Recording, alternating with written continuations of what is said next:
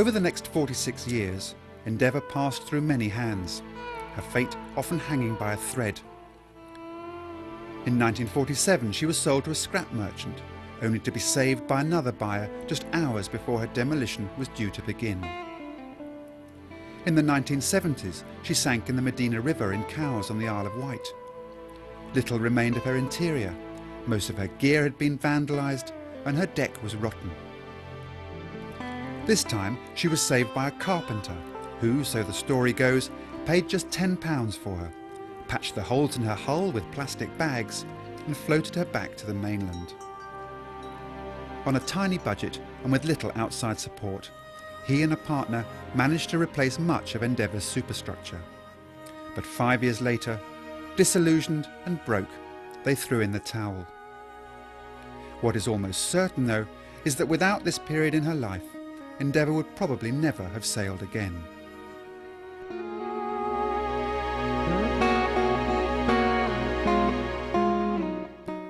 In 1984, Endeavour changed hands once again.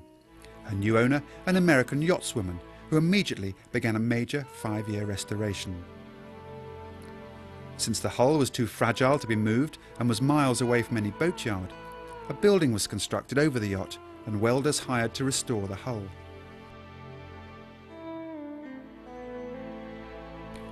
Of the original Camper and Nicholson work, only the heavily reinforced stern post and an area of steelwork by her mast remained.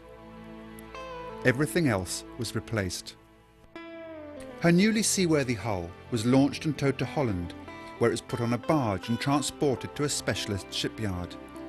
The spars and rigging were fitted and the mechanical and electrical systems installed.